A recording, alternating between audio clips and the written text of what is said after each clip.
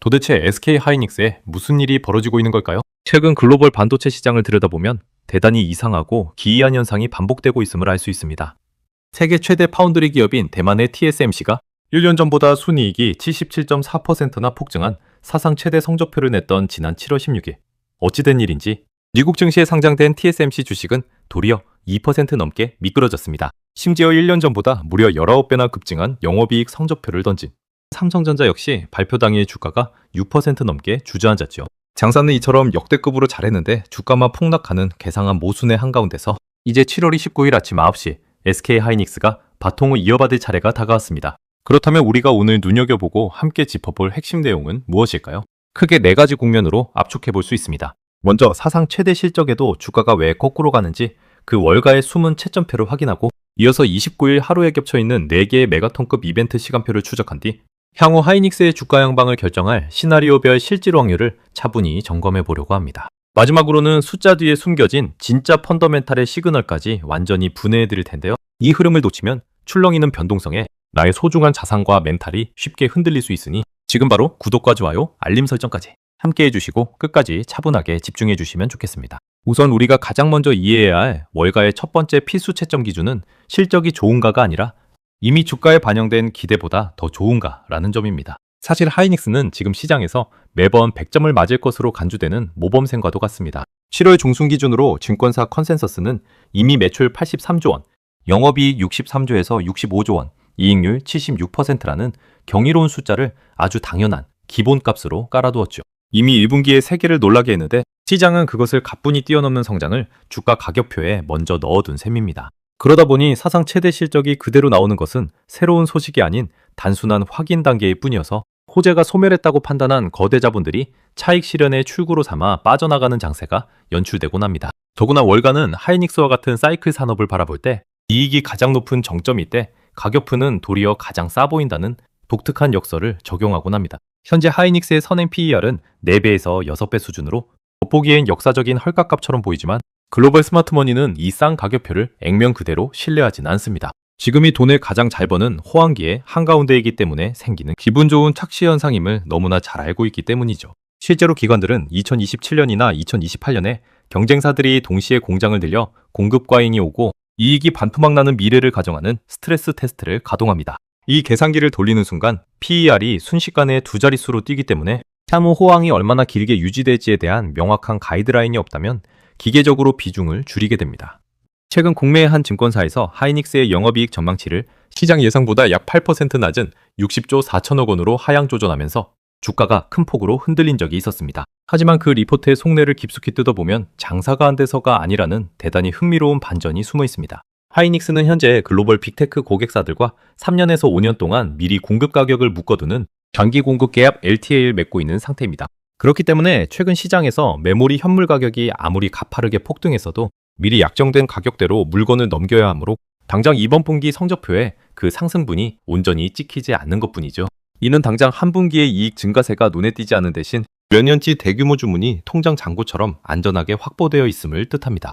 이 구조적 장점 덕분에 해당 증권사 역시 단기 이익 전망치는 낮추면서도 목표 주가는 380만 원이라는 초강세비를 그대로 유지했던 것입니다. 실제로 해외 투자은행들 또한 글로벌 메모리 판매 단가에 견고한 상승세를 근거로 두며 현재 시장이 느끼는 단기적 불안감이 지나치게 과도하다는 분석을 내놓고 있습니다. 결국 국내외 거대 자본 모두 하이닉스의 장사가 독보적으로 잘 되고 있다는 본질에는 이견이 없으며 단지 그 결실이 이번 분기 숫자에 얼마나 빨리 반영되느냐는 타이밍의 문제일 뿐입니다. 자, 그렇다면 이제 우리가 눈앞에 둔 7월 29일이라는 운명의 날을 어떻게 맞이해야 할까요? 분명한 것은 29일이 단순히 하이닉스의 실적 하나만 발표되고 조용히 지나가는 날이 아니라는 점입니다. 놀랍게도 29일 아침부터 31일 새벽까지 사흘 사이에 글로벌 자본 시장을 세차게 흔들어버릴 메가톤급 이벤트 4개가 나란히 대기하고 있습니다.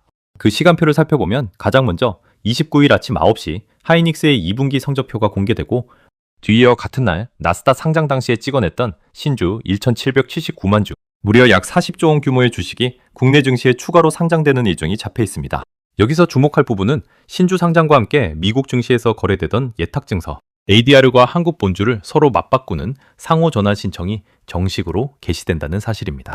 현재 미국에서 거래되는 하이닉스 주식 가치는 한국보다 눈에 띄게 높은 편입니다. 7월 중순 기준으로 그 차이는 즉 웃돈 프리미엄이 대략 20%에서 30%대 사이에서 팽팽하게 움직이고 있죠. 이제 전환 통로가 본격적으로 열리게 되면 비싸진 미국 ADR을 매도하는 대신 가격 메리트가 있는 한국 본주를 매수하여 그 차액을 좁히려는 차익 거래 수급이 대거 유입될 텐데요.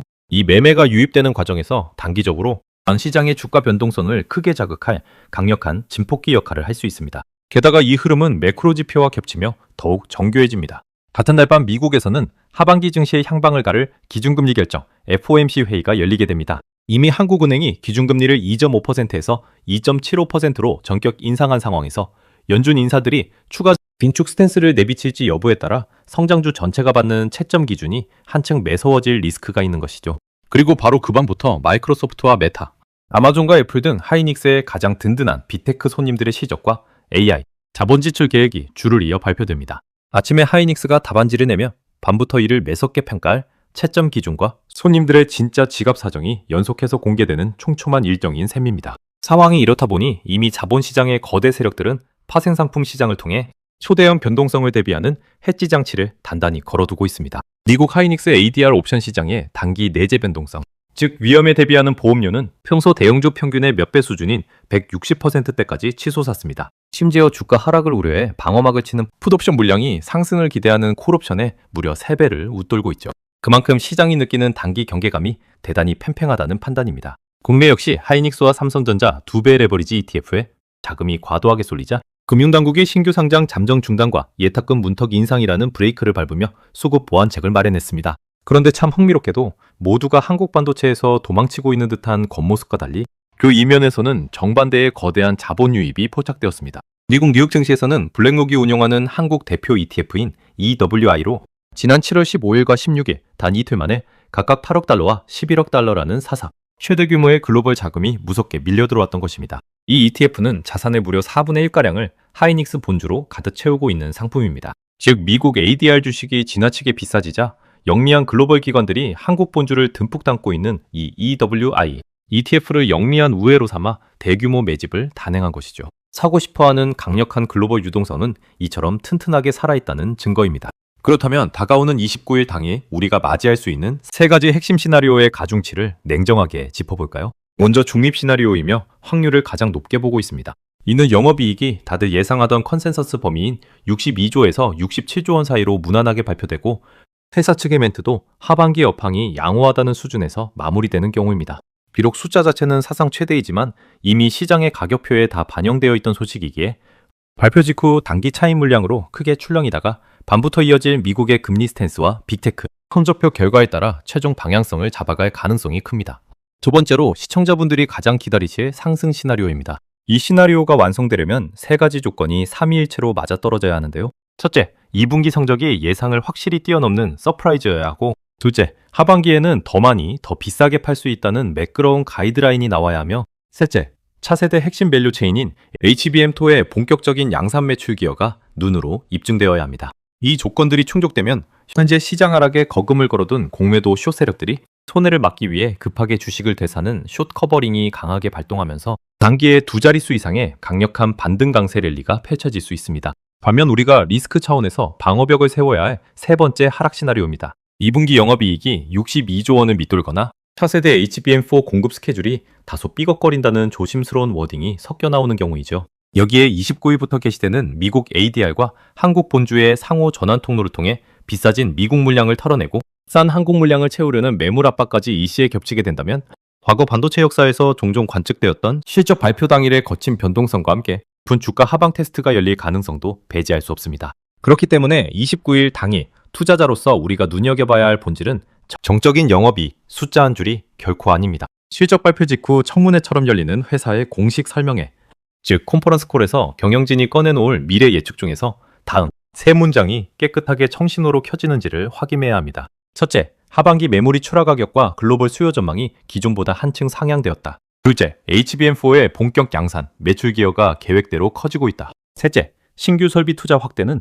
철저히 선주문이 100% 확보된 장기 계약 기반하에 집행된다. 이 3문장이 확인되어야 주가는 상방으로 고개를 들 수 있습니다. 끝으로 우리가 거시적으로 주목해야 할 아주 위대한 패러다임 시프트가 있습니다.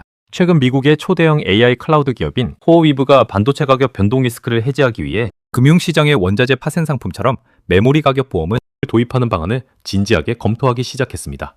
마치 항공사가 기름값 폭등의 보험을 들고 제빵회사가 밀가루 가격의 보험을 들듯이 말이죠. 이는 반도체가 더 이상 쓸고 버리는 단순 소모성 부품이 아니라 전 세계 거대 자본이 리스크를 관리하며 선점해야 하는 핵심 천연 자원의 반열로 격상되었음을 뜻하는 결정적 신호입니다. 29일 아침, 어지러운 단기 주가 창이 소음에 너무 마음 졸이지 마시고 하이닉스의 미래확정 사약인 이 세 문장과 빅테크 손님들의 지갑 사정에 귀를 기울여 보시면 좋겠습니다. 오늘 이야기가 유익하셨다면 구독과 좋아요도 또 한 번씩 시원하게 눌러주시기 바랍니다. 시청해주셔서 감사합니다.